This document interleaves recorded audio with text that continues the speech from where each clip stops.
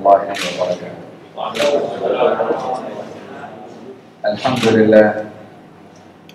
Alhamdulillahilladzi arsala rasulahu bil huda wa dinil haqqi liyudhhirahu 'ala dinil kulli. Allahumma shalli wa sallim ala sayyidina Muhammadin wa ala alihi wa sahbihi wa man sara 'ala darbihi ila yaumiddin. Wa 'alaina ma'ahu wa fihim bi rahmatika ya arhamar rahimin. Amma ba'du. Terima kasih kepada pengurus majelis yang memimpin perjalanan majelis kita pada pagi hari yang berbahagia ini. Yang saya hormati lagi saya sanjungi yang berbahagia Dr. Anwar bin Muhammad Zain, pengarah eksekutif pembangunan sosioekonomi Dewan Raya Kuala Lumpur DPKL. Kepada sahabat yang lama tak jumpa, Ustaz Haji Azizi bin Abdul Hamid Hafiz, dan juga kepada seluruh pegawai-pegawai DPKL yang hadir pada pagi hari ini, para asatidzah, Ustaz Izzuddin, Ustaz Darwish, Ustaz Bashir, Ustaz Thaqif, dan juga kepada petugas-petugas dan khususnya kepada saudara-saudara yang saya rindukan untuk saya jumpa. Lama menunggu saat-saat untuk dapat berinteraksi dengan saudara-saudara seagama yang memiliki keistimewaan tersendiri dan memberi ruang kepada kita untuk bersilaturahim lebih rapat dengan mereka yang mungkin karena kesibukan macam-macam sehingga terlepas pandang untuk mendekati mereka, rapat dengan mereka, mendengarkan keluhan mereka, dan juga untuk berkongsi berat sama dipikul dengan sama dituntut. Berpandukan kepada konsep ta'awun yang diperintahkan oleh baginda Rasulullah Sallallahu Alaihi Wasallam, al-Muslim al-Muslim kan bunyan yashuddu ba'duhu ba'dha.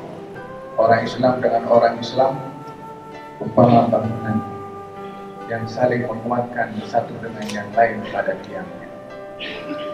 Bangunan tak akan tegak dengan satu tiang, tapi dengan banyak tiang dia akan tegak. Kalau hanya ada satu tiang, akan runtuh bangunan itu.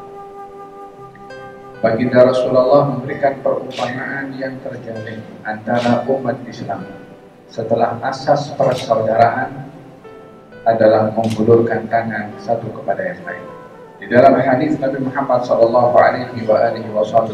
beliau bersabda, perumpamaan orang yang ada kelebihan dan yang lain umpama orang yang berada pada satu bahtera, yang satu ada di atas, yang satu ada di bawah. Yang ada di bawah ini suka untuk mengambil air karena berada di tank bawah kanan kiri itu tertutup dengan papan perahu, sehingga kalau ingin mengambil air dia akan naik pergi ke atas. Yang di bawah mempunyai inisiatif. Inisiatif ini tak betul. Sebagai manusia terkadang berbuat salah dan silap. Kata yang di bawah, kita tak payah kacau orang atas. Kita kasih lubang saja perahu ini daripada bawah, kita boleh dapat air terus. Kata yang di bawah. Kalau yang di atas ini tahu, yang di bawah ingin lubangi itu perahu untuk dapatkan air, semua tenggelam. Tapi kalau yang di atas ambilkan air untuk yang di bawah, semuanya selamat.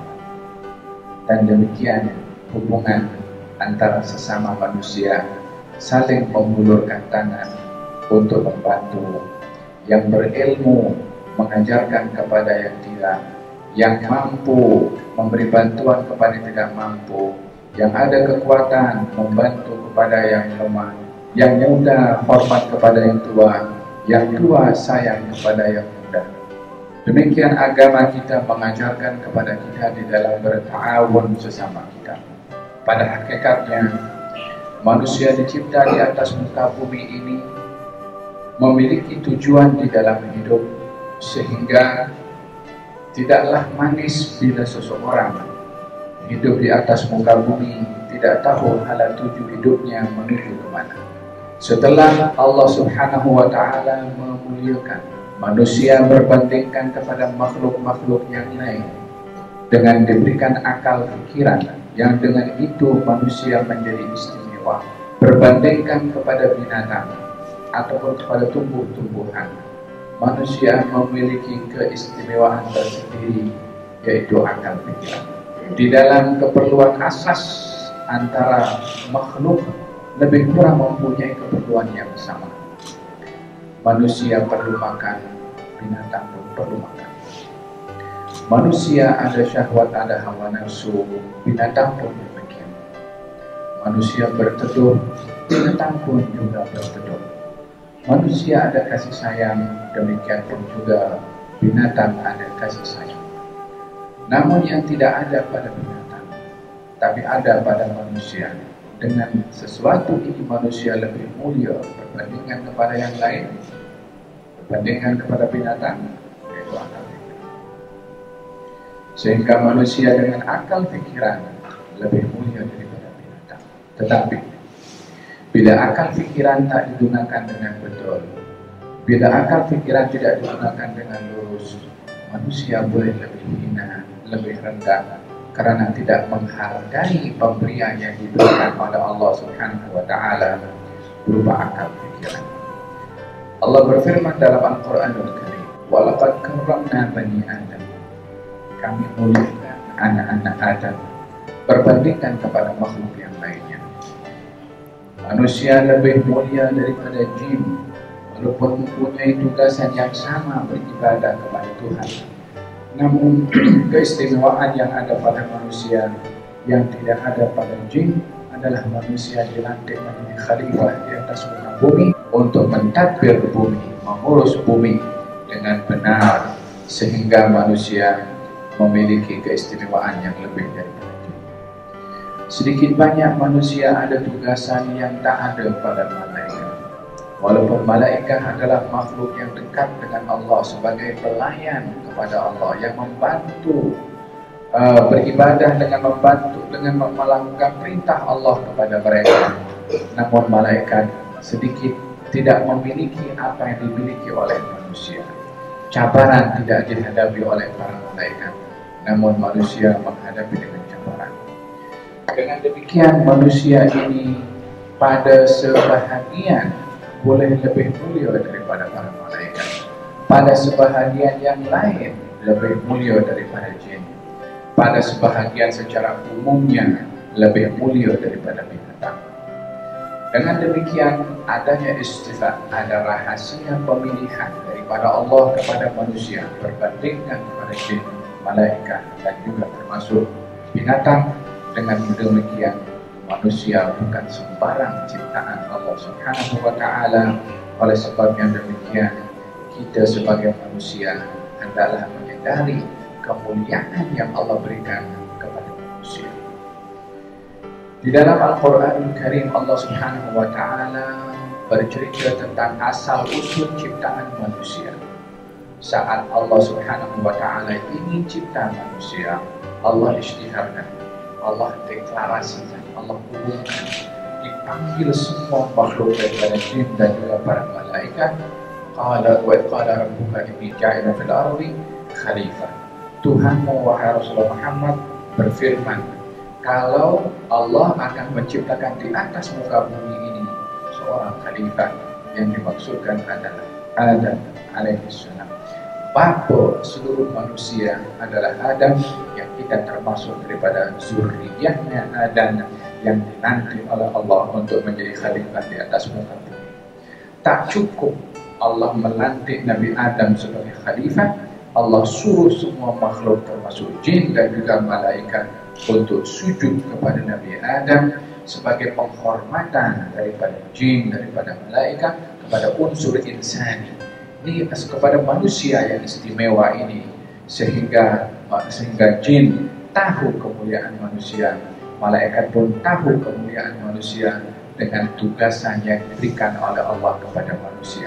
Sekali lagi saya ulang, ciptaan manusia bukan sembarang ciptaan. Makhluk berupa manusia bukan sembarang makhluk. memiliki sejarah tersendiri dalam ciptaannya, sehingga manusia perlu sadar akan penghormatan yang diberikan oleh Allah kepada manusia. Adam yang dimuliakan oleh Allah Subhanahu wa taala berbandingkan kepada seluruh makhluknya, diberikan oleh Allah bekalan untuk mentadbir.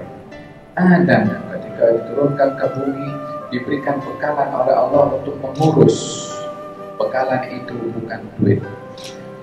Bekalan itu bukan bersifat kekuatan fisikal. Bekalan yang Allah berikan kepada Adam untuk mentadbir, mengurus diri sendiri, mengurus keluarga, mengurus masyarakat, mengurus bumi. Allah berikan bekal kepada Adam adalah ilmu yang ada dalam akal pikiran seseorang. Oleh sebab yang demikian, bila ada kemuliaan mutlak pada harta, maka pasti akan dijadikan bekal oleh Allah untuk Adam.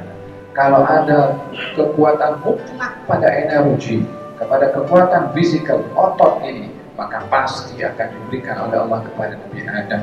Namun Allah tidak berikan harta kepada Nabi Adam.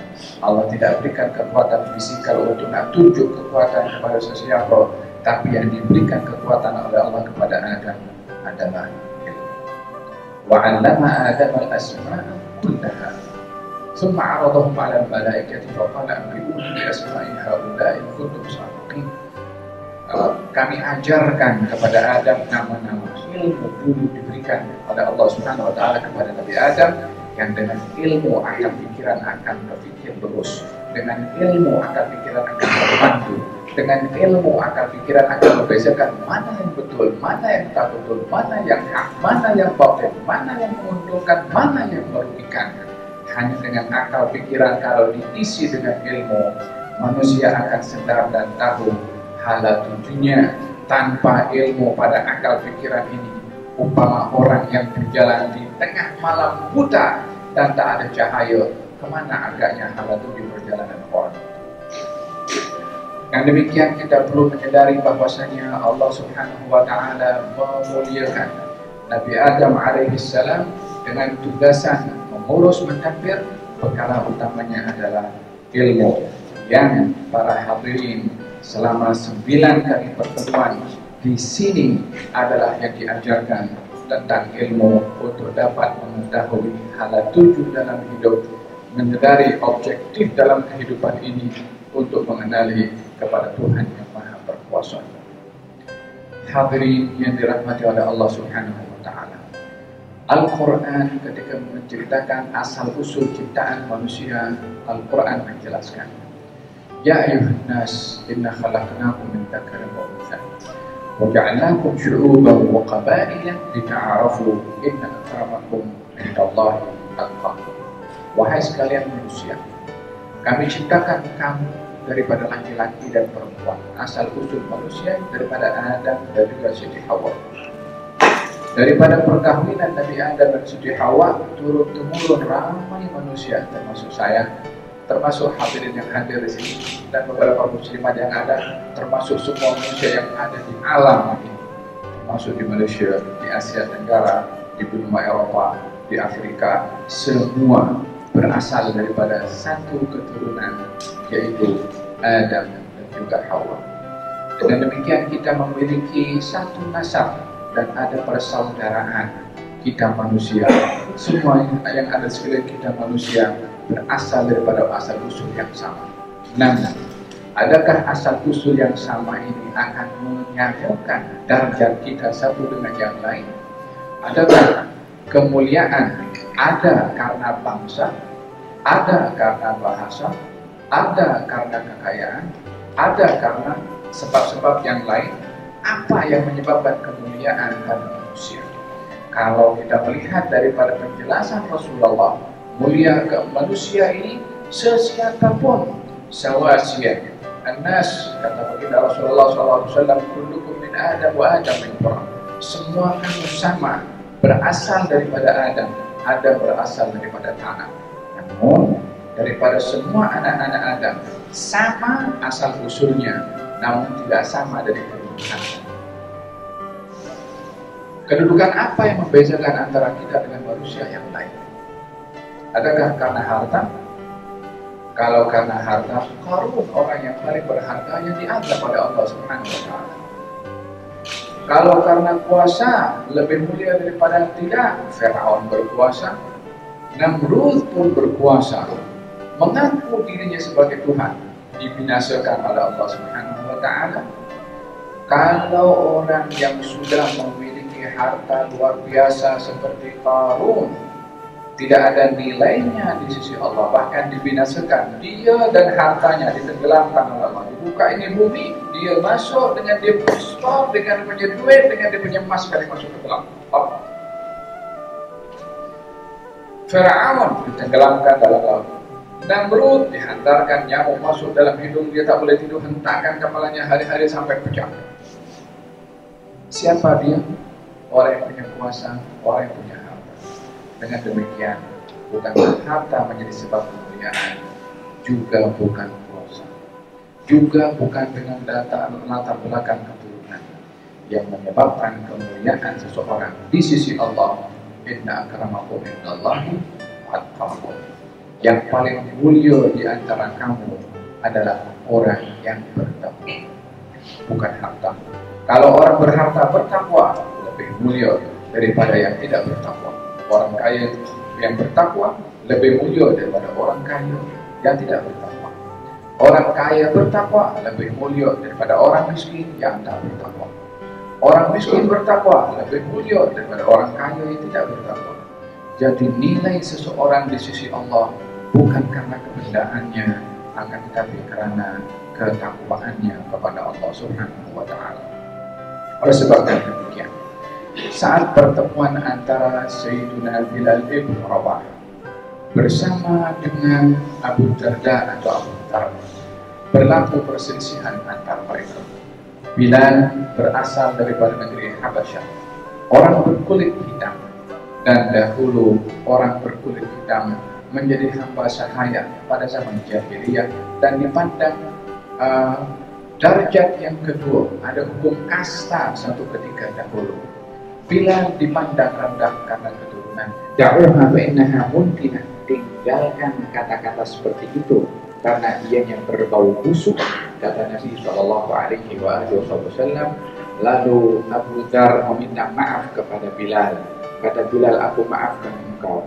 Bilal memaafkan kepada Abu Dhar. Abu Dhar mengatakan, wahai Bilal, aku mohon kepada engkau letakkan kaki engkau di pipi aku ini supaya diri aku belajar untuk tidak sekali-kali merendahkan orang lain karena warna kulitnya. Dengan demikian diajarkan oleh Nabi bagaimana kemuliaan seseorang itu terletak kepada ketakwaannya, terletak kepada nilai imannya. Semakin orang bertakwa semakin mulia di sisi Allah, walaupun tak memiliki jabatan, walaupun tak memiliki title, walaupun tidak memiliki apapun. Hakikat kemuliaan bukan yang diberi oleh manusia, tetapi yang diberi oleh Allah. Manusia beri kemuliaan akan berakhir dengan berakhirnya orang itu. Namun kemuliaan yang diberi oleh Allah, siapa boleh menjatuhkan seseorang yang dimuliakan oleh Allah Subhanahu wa Ta'ala. Hadirin yang dirahmati oleh Allah Subhanahu wa Ta'ala, kita memahami kalau manusia itu dimuliakan oleh Allah karena akal pikirannya. Manusia diberi bekalan ilmu, lalu kemana manusia akan pergi dengan akal dan juga dengan ilmu? Kalau kemuliaan itu ada kepada takwa, bukan kepada harta, bukan kepada jawatan dan seumpamanya, kemana kita akan pergi dengan akal pikiran, dengan ilmu dan ketakwaan? Kemana kita akan pergi? Tidak lain dan tidak bukan adalah ingin mencari ridha Allah Subhanahu wa Ta'ala. Oleh sebab yang demikian Allah berfirman, wa ma khalaqtul jinna wal insa illa liya'budun. Aku tidak ciptakan jin dan manusia kecuali untuk menyembah kepada aku, untuk kenal pada aku, kata Allah Subhanahu wa Ta'ala. Itulah destinasi setiap manusia, itulah destinasi setiap makhluk mukallaf. Tak satu pun daripada mereka melainkan akan berjumpa dengan Tuhan yang Maha Kuasa, Tuhan yang bagi kita hidup, Tuhan yang bagi kita mata dan penglihatan, Tuhan yang bagi kita telinga dan pendengaran, Tuhan yang bagi kita lisan untuk bercakap, Tuhan yang kawal kita punya dalaman ini untuk bergerak tanpa kita kontrol.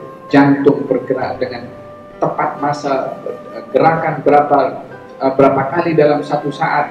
Ianya adalah satu kekuatan ilahi yang diberikan oleh Allah Subhanahu wa Ta'ala kepada manusia. Siapa boleh kontrol jantungnya untuk bergerak atau tidak bergerak, berapa kali untuk bergerak? Manusia hanya boleh bergerak saja tanpa boleh menggerakkan jantungnya.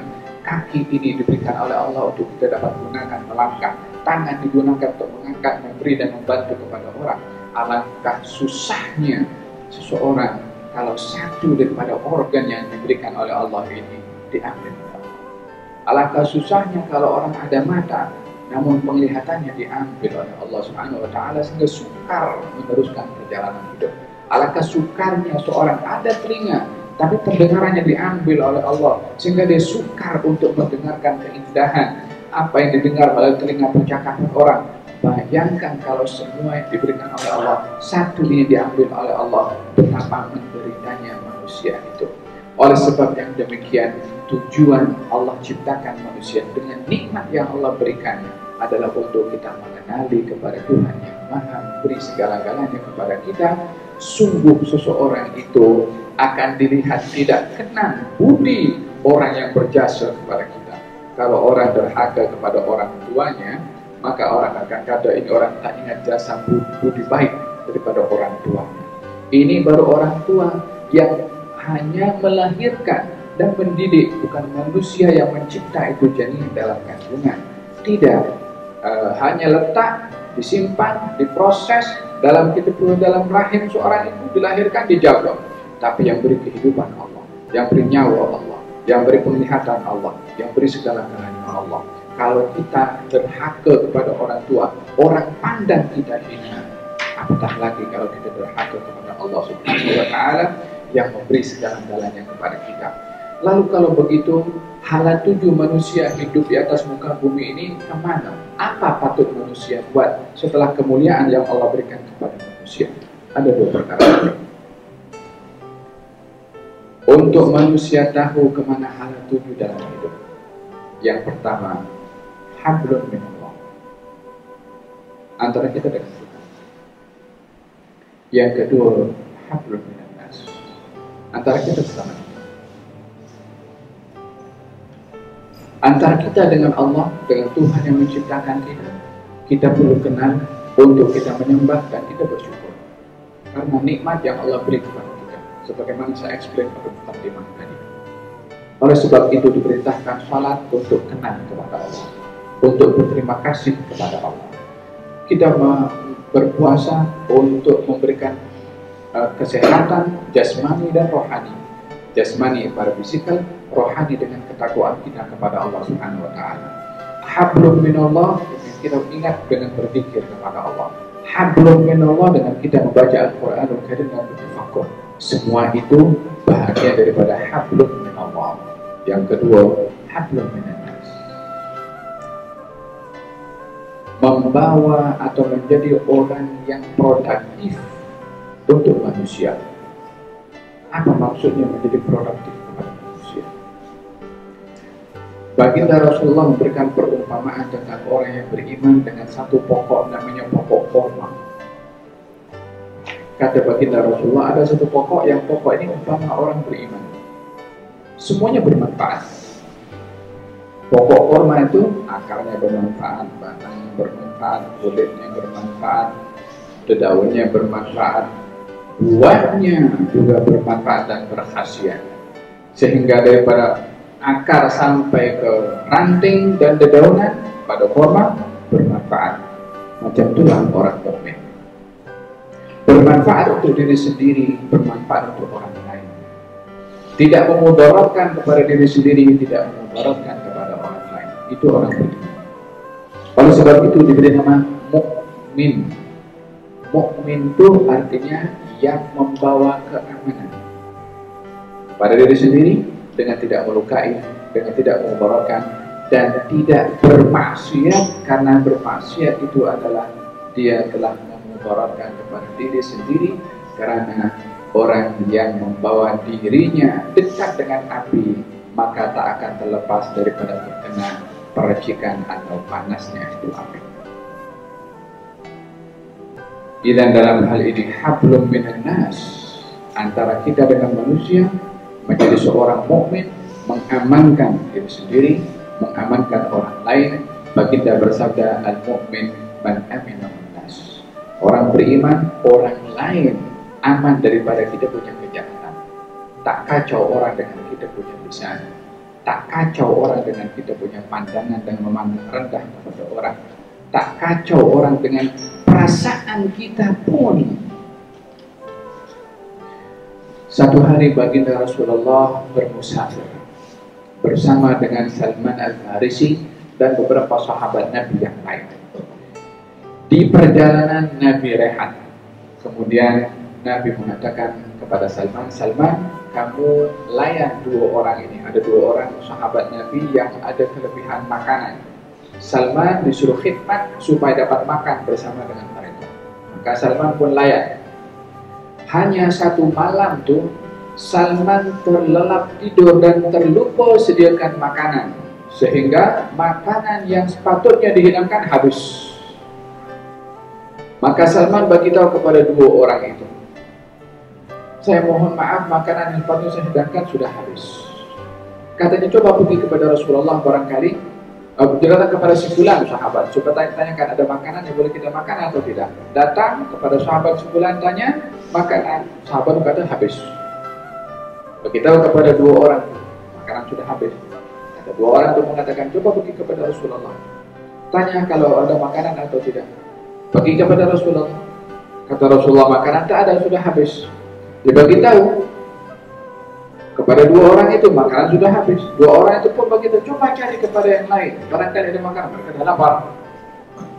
Masa kali yang ketiga Salman disuruh cari makanan, dua orang tadi itu cakap satu dengan yang lain. Apa katanya? Salman ini kalau dihantar kepada satu perigi yang ada air, Salman sampai perigi itu jadi kering. Yani ini orang tak boleh pakai. Lebih kurang macam itu. Maksudnya menghina, merendahkan, menodai kehormatan Salman, walaupun antara mereka bercakap yang Salman tak tahu apa mereka cakapkan.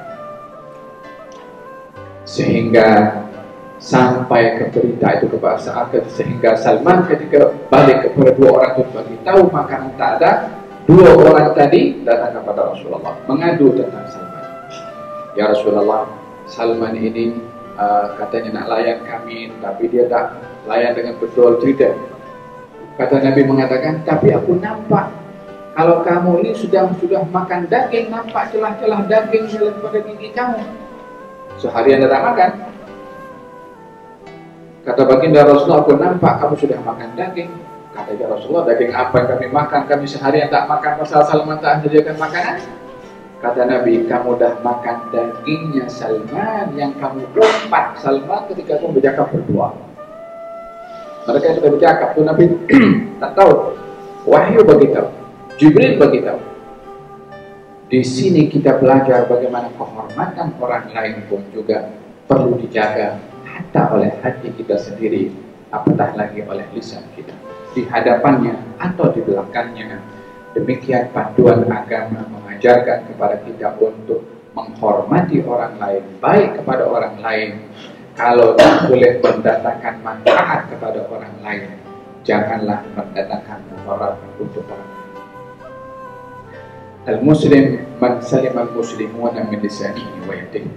Orang Islam adalah orang Islam lain selamat daripada lisan dan juga selamat daripada tangannya.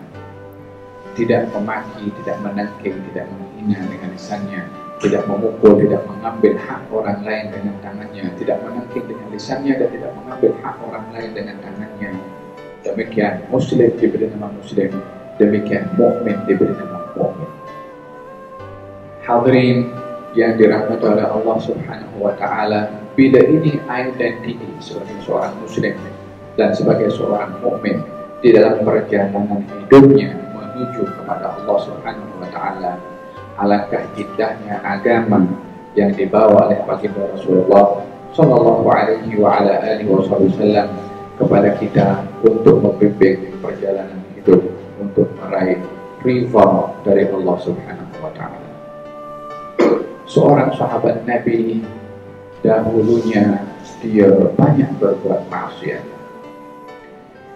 Di antara maksiat yang biasa dilakukan olehnya adalah perbuatan zina. Setelah dia sedar dan memeluk Islam, maka dia pun sukar untuk meninggalkan kebiasaannya saat sebelum Islam.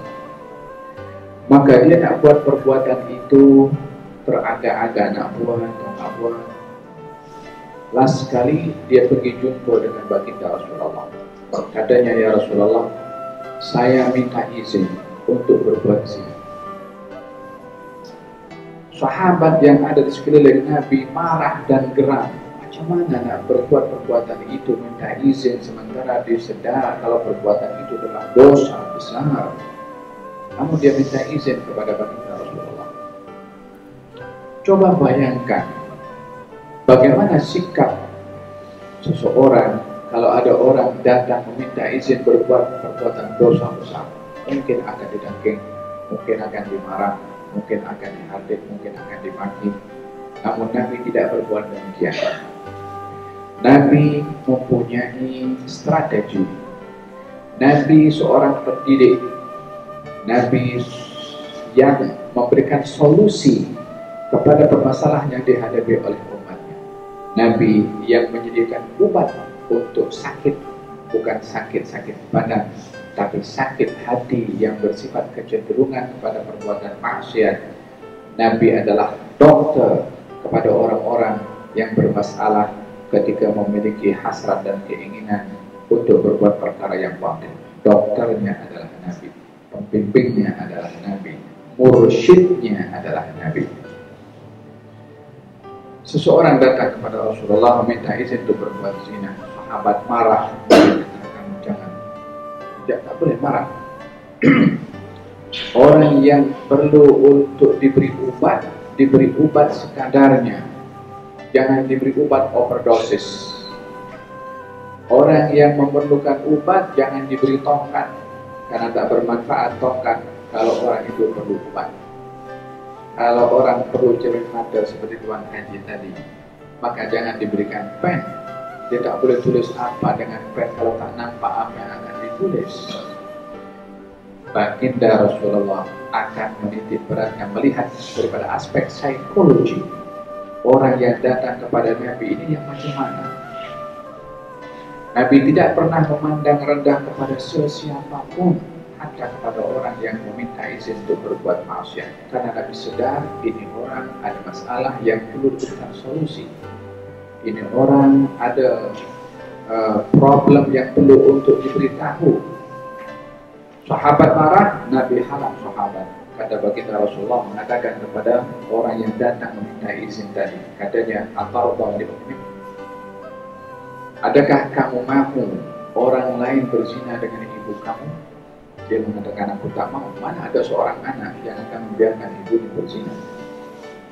Kata Nabi, adakah kamu mahu kalau orang lain berzina dengan saudara perempuan kamu? Tak ada seorang abang atau adik yang mahu membiarkan saudara perempuannya untuk berbuat demikian. Bintik, kamu mahu orang lain berzina kepada anak perempuan kamu? Tak ada seorang ayah yang mahu anaknya berbuat demikian. Dibandingkan oleh Nabi SAW, dia mengatakan tidak, yakni aku tak mau ada sesiapa berbuat demikian kepada ibu atau saudara perempuan atau kepada anak perempuan. Kata baginda Rasulullah, perempuan yang tidak berbuat zina dengannya, mungkin ibu kepada orang lain, anak kepada orang lain, saudara perempuan kepada orang lain, yang orang lain pun tak mau macam kamu. Kalau kamu tak mau, macam mana kau nak berbuat dengan orang lain yang orang lain pun tak mau juga? Maka dipegang dadanya oleh Nabi SAW. Saat doakan dadanya dipegang oleh tangan yang mulia oleh baginda Rasulullah Sallallahu Alaihi Wasallam, tidak terangkat tangan daripada dada orang itu, melainkan orang itu sudah hilang kecenderungan dan keinginannya untuk berbuat perkara yang keji dan perbuatan yang mungkar. Hadirin yang dirahmati Allah Subhanahu Wa Taala, tak ada sesiapa daripada manusia yang terlepas daripada kesilapan dan kesalahan. kullu bani Adam khata' wa khairul khata'in at-tawwabun. Semua anak Adam tak boleh terlepas daripada salah dan silap, siapapun juga. Sebaik-baik orang bersalah adalah orang bertaubat. Sebaik-baik orang yang berbuat dosa, orang yang insaf. Sebaik orang-orang yang tergelincir adalah kembali kepada makanan yang benar. Demikian sabda Nabi Muhammad sallallahu alaihi wasallam. Allah berfirman, "Inna Allah yuhibbut tawwabina wa yuhibbul mutatahhirin." Allah suka kepada orang-orang yang suka bertaubat dan suka untuk bersuci. Hadirin yang dirahmati oleh Allah Subhanahu wa taala, sebagai penghujung daripada pertemuan silaturahim bersama dengan saudara-saudara yang dikasihi, kita ingin menyimpulkan pertemuan kali ini dengan beberapa poin penting yang ingin saya beri garis bawahi. Yang pertama adalah kita manusia adalah makhluk yang dimuliakan oleh Allah dengan akal pikiran. Yang kedua, manusia dicipta dengan akal. Ada halal tujuh dalam hidup ini. Manusia yang hidup tanpa halal tujuh tidak menghargai nilai kemanusiaannya. Yang ketiga, halal tujuh dalam hidup ini adalah beribadah kepada Allah dengan ilmu, bukan beribadah tanpa mengetahui objektif pada ibadah. Untuk seseorang beribadah dengan ilmu, orang itu perlu belajar. Jadilah seorang yang bekerja namun berilmu. Jadilah pekerja konkret, pekerja dekat kedai runcit, pekerja dekat kedai makan, apapun pekerjaan kita. Tapi ambillah peluang untuk belajar pada masa-masa umur yang diberikan oleh Allah Subhanahu wa taala. Yang keempat, sebagai seorang muslim dan mukmin, adalah kita memahami identiti yang diberikan atas nama muslim dan juga mukmin, yaitu yang baik hubungannya dengan Allah dan baik hubungannya dengan manusia. Amin. Wassalamualaikum warahmatullahi wabarakatuh.